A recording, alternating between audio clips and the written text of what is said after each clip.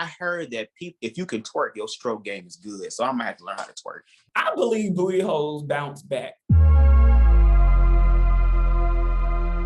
What's up, everybody? It's me, Shawn, Deon, and today on Queer Time, we have the short god himself. Amen. My very queer, white, gay man background. It's actually, I think, the pansexual colors. It is? Isn't it? I mean, I don't know. I'm not purple. pansexual. Or is that trans? I'm neither pan nor trans, so I don't know. I'm sorry. I try to educate myself about the rainbows. Amen. I need to start doing more of that too. All right. It's the alphabet community. If this is your first time viewing my lovely face, go ahead and click that subscribe button down below to become part of my family. Because you know, this family always fed, always eats. Except for today, I didn't eat. Now, on today's topic, we are talking about bottom shaming. Bottoms, the unappreciated yes that people love to make fun of. And so when you think bottom, what is the first thing that comes to you? Like when you think of bottom? Taking dick. Taking dick. Pain. The ability to enjoy that pain and find it pleasurable in some way. God bless. Amen. But that's what I think of. See, I think, and this is bad, but like I instantly just think girly. That's good, because I want to dig deep into that on today's conversation. And the thing is, with that, like, I think because the old mindset for me, especially when people was like, oh, you're a bottom, or like assume that I was a bottom. And I just, or I would act, and I'm like, no, because instantly I'm just like, they gonna think I'm a bitch. You're right.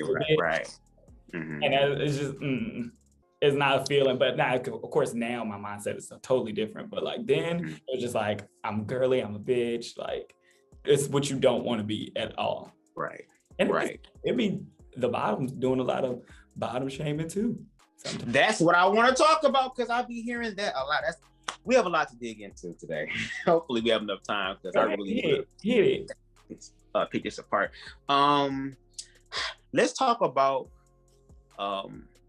bottom in reference to it being feminine or lesser than. I think that's really a toxic hypermasculine viewpoint. Of course, when you think of taking the dick or anything that's not given it, when you're taking it, you're always looked as lesser than. But it'd be like, y'all be willing to fight people and stuff like that because they be mad because they don't want to ride you, or they don't want you to come over and let you pound their stuff down, beat their doonies down. So it's like, it's very crazy. And then on top of that, like I said, for individuals who are bottoms, they're receiving it, they're taking it, they have to deal with the pain and all that type of stuff. You got to be strong as hell. Not just, physically with taking it, but mentally to be able to deal with that. So I think when it's not anything that's dominant or in power, it's deemed less than. So when you think of taking or receiving, you're seen as a submissive one, the more feminine one, which is very, very toxic. You need a balance of both as far as the energy is concerned. But it's just crazy how it just trickles down even into our community, like you said earlier. You said mental, I just thought about that because even like during the act, you know how like and this is for everybody, the minute you're feeling like horny, right? Every and anything is like, oh my God. And then once you're there already, you climax, whatever, come to your senses, bottoming. And when you get there and then you come to your senses, your whole mental changes. And that whole thing, like how you just said, oh, it's pleasurable and a pleasure in sight. Yes. Now, I will say this for me, for those who care to know, I can say in the most confidence, just like how I'm confident being a short midget, okay? I am a short midget who is a fun size top. I love ass. Ass has been good to me, but I have bottomed before, especially in my first relationship, and I was in love with that nigga. So, and that nigga had a big old, he was working with something, and I was just like, I tried because I was in love with him. And of course, at that time, I was deeply insecure. And I'm like, if I can make him happy, then I'll be happy. So I was going to put myself through those things. But I'm glad that I experienced it so I know for myself, so I can securely sit here and say, I know what it is that I like and what it is that I want to do when it comes to, Mr. Nasty time, okay? Have you seen, my little story time about my first time bottoming? Yes. Was yours anything of the sort? How was your first time? I'd be like, I don't really want to put this information out here. But I guess in a sense, it would verify the fact that I know I'm truly a top, because it's like, if you try that shit now, you might get the same experience. But what happened was, we had just moved, because who was this calling me? I'm sorry. Fucking messing the vibe all up. But I was in a long distance relationship with him. He was in Massachusetts. I was, of course, here in Michigan, and I ended up moving down there with him. And we ended up moving from one place to another in Massachusetts. And I remember it was that time, he was really getting it in, you know what I'm saying? And then he was like, you want to top me? So of course I love the nigga, so I let him do that. And that was my first time ever like bottom for the first time. And we usually have like these different rags that we clean and stuff, and we use to take care of ourselves afterwards, you know what I mean? And later that day I was cleaning up and I looked at the towel and I said, I'm gonna have to throw this away. This is not going to be salvageable at all. I have to burn this. I thank God it wasn't a good towel, because if it was a good towel, they'd be like, where the fuck did the good towel happen? The super absorbent one. I wish it was. I threw that out. So like the other times where I did bottom for him, I always made sure I had some paper towel. Like, wait, stop, hold on, let me check. Okay, we good. You know what I'm saying? You know what I'm saying? So, no. It was, that's why I say, I know who I am. People be like, you be saying, girl, you a bottom on it. Okay. If you try to rape me or something, you gonna be in for you surprised. I'm just saying. Would you again, in another future, say you're married, you're 5 years into marriage or whatever, and would you start back then? No. Look, I understand people say that versatility is the spice of life, and you never really had an orgasm until you had your prostate stimulated. But I also realize that you're not gonna get everything out of life. So with that being said, I'm okay with not getting that part. God gonna bless me, but I don't need to be blessed like that. That's all I'm gonna say. Amen. And bless those who are doing it. That's why we're doing this video, to show appreciation. Okay. Jesus. I'm sorry. Look, I wrote that question down too. I was like, let me ask him, because I need to know this. We already talked about how the bottoms also bottom shame, but explain, like, you ever think the bottoms that be like more masculine think they're better than the feminine bottoms? Honestly, if you ask me, I think when bottoms, or those who identify as bottom, because I'm gonna say this, when I think of bottom, at least for me, that's strictly what it is that you prefer or that you like sexually. Of course, in the community, we attach those to stigmas that's outside the bedroom. In order for you to be a top, you got to be this, you got to be that, you got to be that, feminine this and that, whoop-de-woo. So I feel like despite it being a masculine bottom or a feminine bottom, I feel like it's jealousy. Because if the masculine bottom and a feminine bottom are attracted to a single dude that's a top, and let's say the masculine bottom gets him, oh, well, you still a bottom. It's like, okay, everybody's still taking it. Like, what's the fuck? So, I mean, does he not take it better than you? Because, like, what is the issue here? Like, why would you do that? It's like you basically talking about yourself. You just mad if this individual was getting a piece of pipe that you want. And if he was nice, you'll probably get some. He might share some with you. I mean, hey. Might have a whole party. Okay, Okay. A lot of people be tripping over individuals whose community. And in this community, there's a lot of community to go around. The wrong community. Oh, Jesus Christ, there's some whores. Yeah, well, I mean, the whole horror part, I mean, that's not that type of conversation. Very long ago, I was a hoe. And at least you admitted it. Amen. Okay, now what about the tops? Because I see the tops bottom shame, but it's like, bitch, you want them. Like, and I guess kind of like, it's like, I don't know. I be thinking like how you just said, maybe it's because they ain't choose your pipe, they chose your homeboy's pipe. But like, what is the point? I think when it comes, well, first of all, I just want to say this to tops, like, first of all, you need to really learn how to appreciate the person that is allowing you to be received in that way, because it's not just about your pleasure, it's about them. You know what I mean? I'm a person that believes that bottom should get theirs first. That's just me. You know what I'm saying? And then maybe a snack on the side, because I like to eat afterwards. You know what I'm saying? Can we get a Twix, a Snickers, or something?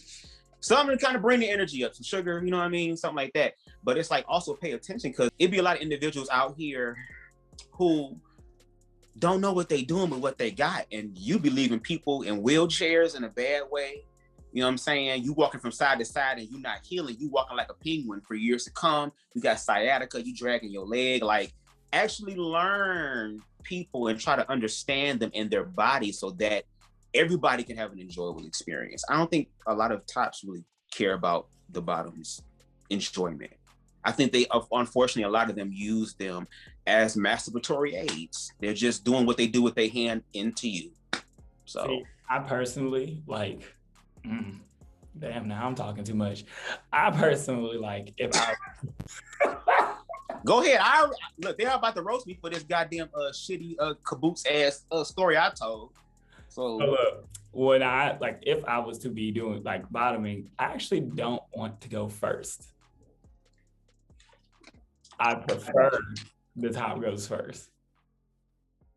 And if I so basically what you're saying is, because once I'm there, like, you're not gonna finish anyway. Somebody ain't gonna finish, because if I get there, you coming out.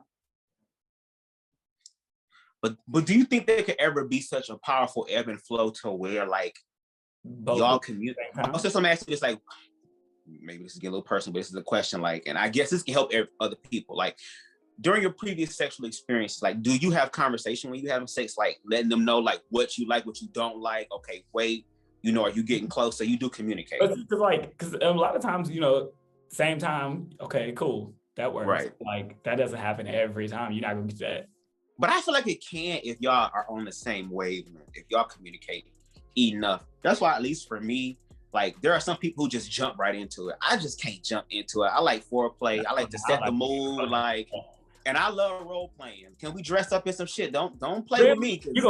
Would you like, you don't laugh at that? What? I can see to my role playing. No, acting is my passion. I love acting. That's my first love. So, and you know, I'm a very creative person. I have a very childlike mind, which is really good because that's how you manifest stuff in your life. But it's like, look, you will not get bored with me. You can't cheat on me who you want. Now I can't be taller. I can't do that. I can probably grab a step stool or something, cut the lights off. You can imagine it, you know. But as far as the aesthetic, if you want a thug, if you want a blue collar person, if you want a vampire, if you want, I got you. What you want? What you want? What we doing? I have so many questions. Go ahead. Your first time doing role play, but then it just happens. You just was like, today what were you? Let me ask that. What were you? The first time I role play actually was me and my first love. That's what I did all my shit with. We were just in the process of moving from the apartment we was living in to like the townhouse and stuff like that. So like his mom and his sister and stuff moved to a new house, and it was just me and him at the old apartment.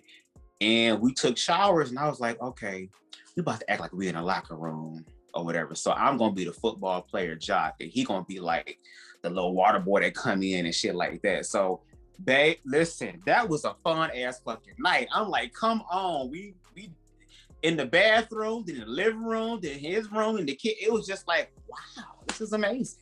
I'm a slut, so if I role play, I want to be a hoe.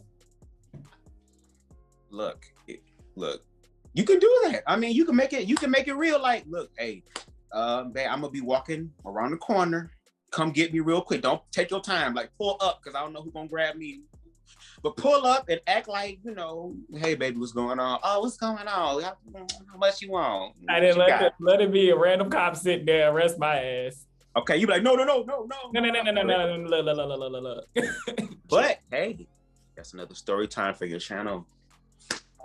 Another crazy ass story time. I gotta do this in front of the police station now. Well, it wouldn't be. I mean, I'm pretty sure it wouldn't be the first time they've seen drag jail or hooker in jail. Okay. Oh, I was gonna be a male hoe. Oh, I'm sorry. What does that look like? Help me understand. What would that look like? You, me, anybody. You can't be a male. You can't. I mean, not like. You mean like a prostitute or a hoe? Like, how would a male prostitute? How would you think a male prostitute would dress? Okay. A gay one? Yeah. I mean, because if you're saying me and you, at this point, if the police getting us, I feel like it's because we black now. Sure. There's nothing about gay or what hoe else could you, like, you could have extra tight whities, tight like spandex pants, and then a tank top, and then had a tank top like this. Look, you could just be walking like this. Now that I understand. I look like them TikToks be walking. You trying to start a whole trend or something? Do you feel like there's a certain number of times that you will do it until you get to a point to where like you start noticing that your stuff is kind of... I believe booty holes bounce back. You think so? And this is why I say that. I know a lot of hoes. I didn't been with some of that still be having they little... I feel like you can, like, those people who use it, like the toys to like stretch it. Mm-hmm. I feel like if you do it all the time, then it can happen. But I feel like regular like type shit will just snap back. At the moment, you'd be swollen and everything else, but I feel like it just always happens. I've seen some videos, and sometimes like when you look at the hole, sometimes it look like it's the lips that been pulled out and it looking like it's on the outside. So that's why I'd be like, I can say this. Have you ever seen a rosebud? Oh man, I wish I had some raw colors right now to roll up, because just the thought of that in my mind, and I just ate something from Cordoba with some ranch on it. I'm not disgusted by that. I mean, maybe it's to each his own, but for me, Twitter, it's just a little too traumatic. I saw this one guy on Twitter. I don't want one. I don't want someone with one, but I saw this one guy on Twitter and I was like, you got some videos? I don't hear that shit. God, look, that's why I say respect to people, the bottoms. Respect. I'm gonna put respect on it. I don't know about anybody, but I'm gonna put respect on it. I know what personally. I don't want to know, but I know they're strong people in general. Like in general, to be first gay and then a whole bottom and then like putting your body through something like that on a daily. That's why they be like a straight man could never type stuff, or some tops could never. Like, of course. That's why, like I said, when it be the bottom shame, it just be really ridiculous, because it'd be like, if there was no people who are willing to bottom, who about to flip the coin and figure out who gonna do what? I know you. No. I'm not saying me. I was like, wait a minute. I'm saying they be doing a lot of this. The little memes would be like, this part of your hand is pregnant, because you be doing like, that's all they gonna have is their head. Okay, we're gonna be walking around looking like tanks and stuff from Left 4 Dead and shit. Them Chargers with the big ass arm. Yeah, just the one too. Just the one. That'd be crazy. Oh, them people that like can. My right arm is bigger than my left one. Huh? Mm. Those people that can write with both hands, I know they happy.